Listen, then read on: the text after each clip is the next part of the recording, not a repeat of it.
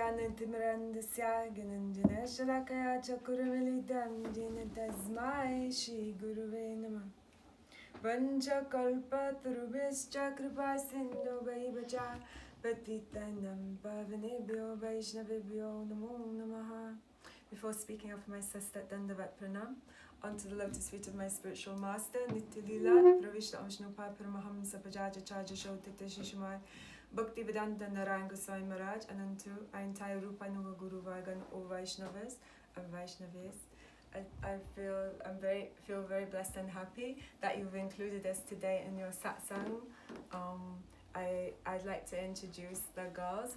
We are a small group of girls. We are originally given instruction to do a preaching center in London by our Gurudev in 2003, and now recently we've got opportunity to have another property in the north of England in Skegness.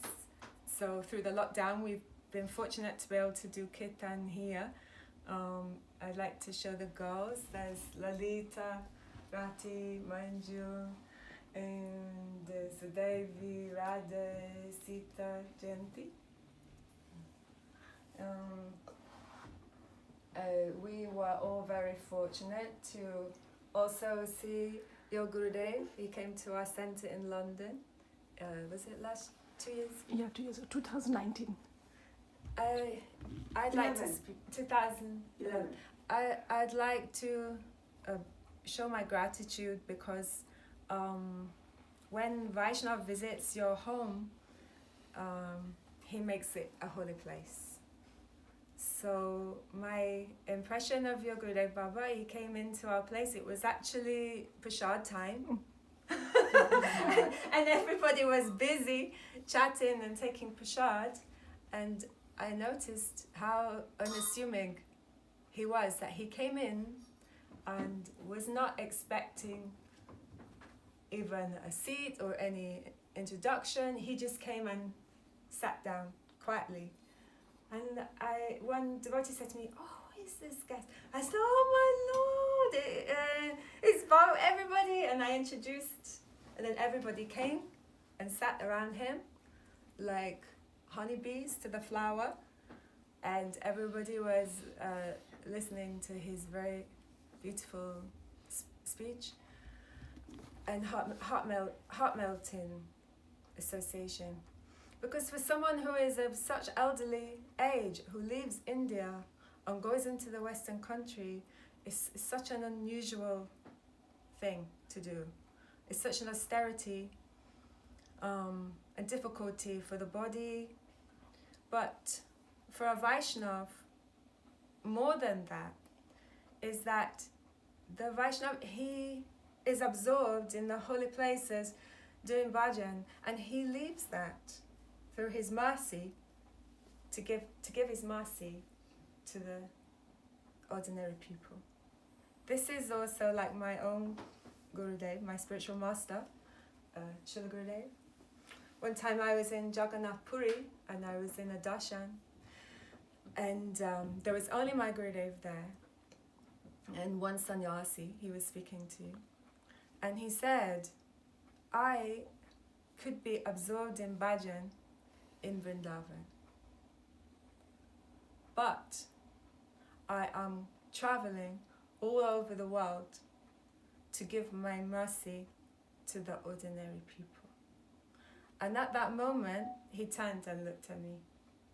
And I thought, oh my God, he's come for me, just an ordinary girl from the West.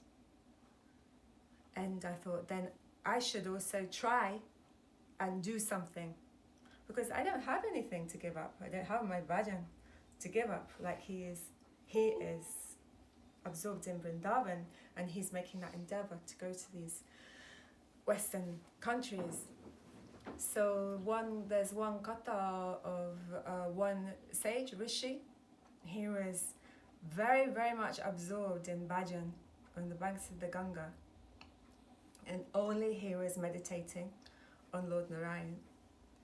And because of the depth of his meditation, to the exclusion of everything else, even eating and sleeping, then Lord Narayan himself came and gave darshan And he said, "Oh, my dear devotee, what can I give to you?"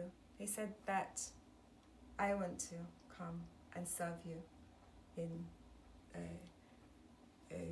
in your place. So Narayan said, "But you cannot give me happiness this way. You should go and help all the Badajivas, because they have gone so far away, they have completely forgotten me, and they will never be happy. So this makes me sad. So I would be happy if you help the conditioned souls." Then this Rishi said, "If I am helping all the conditioned souls, then I will become attached to them.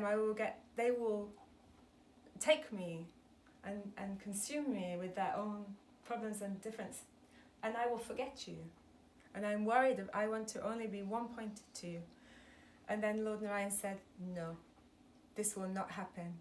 Because you are so absorbed in me, then you will never forget me." And so the teaching is that the real sadhu means sat, one who is situated in the truth. The real sadhu is always situated in the truth. So no matter where he travels, he is always absorbed in the Lord and his bhajan. We can see many examples of this. I saw this in your Gurudev, in Baba. I saw in my own Guru and in the Vaishnavas, Shipabha Maj, etc. That wherever they are always absorbed in Krishna Katha and speaking what is true, the truth, absolute truth. So we can see actually in the Mahabharata, the end of the Mahabharata war, I think 18 days and so much slaughter, everybody had literally died. On the Pandavas side, only 6. No, the Pandavas and Krishna. Then Duryodhan also gone. His 99 brothers also gone. Complete. I think only left Kripacharya. 3 left. 3 or 5, 3 left. Devastation. So when they came back, I think they were in Hastinapur. One personality, he did not attend that war, and he left before the war began. That was Vidura. Because Vidura said, "This place is a contaminated place, not doing Krishna Bhakti. I will go." So he left, and he went to the holy places, Ayodhya, the different holy places, to do bhajan. He renounced the kingdom. But then, after the Mahabharata war completed, he returned. But he didn't return to take crown and cloth. He renounced. He was like sannyasi. But he came back for Dhritarashtra. Dhritarashtra now was living in Hastinapur, taking care of the Pandavas. How very low, the Pandavas were taking care of him. How very low class. He started the whole war against the Pandavas. Literally supported that war. But now the Pandavas were taking care of him. Vidura said, "You are like a dog, taking the bone from the Pandavas. You should leave. You should leave with me, do bhajan. Forget this." And he said, "How can I go? I am blind." And Vidura said, sharp words of the sadhu, "You are blind externally and internally." Meaning he had no spiritual vision. You should leave. And so understanding when the powerful words of the sadhu hit the soul, then okay, left by the back door with his wife and just these 2. Then they went, Vidura took them into the forest and taught mantra, Namo Bhagavate Vasudevaya, and taught process of meditation. He began to meditate, thinking only of his spiritual welfare, and created one mystic fire came around his body. And then at that, his very chaste wife entered that fire also, and both attained liberation. But how would this be possible without the Dura, the mercy of the sadhu? He came from his position in the forest, absorbed in bhajan.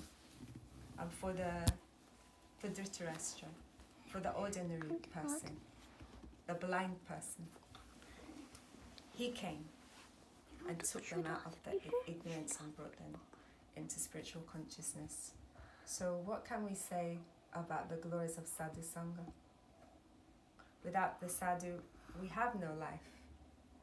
Sadhu sangha is our pran, it runs through our process. From ado, shodatata, sadhu sangha, bhajana kriya, natha, nivritti, nishta ruchi, ashakti. But all these stages of bhakti, as we know, in between each one is sadhu sangha. Ado means sadhu sangha. And then after we are liberated, still we are in the sadhu association. So I am very, very, my little life, a very ordinary life and a very ordinary goal, but somehow by the mercy of Guru, Gauranga, I've been blessed with the association of sadhu. And although my capacity is very small, maybe one Labha Matra has entered my heart. And because this reason, glories of sadhu sangha is again spread into the universe. So I'm very grateful I can share with you today the little bit I'm speaking that from my Guru Maharaj and from Vaishnavas, and I feel very blessed to be in your exalted association and hearing your beautiful prayers. So thank you, and thank you Shamila for driving all the way up from London and including us in your katha today. Thank you so much. Okay. Thank you.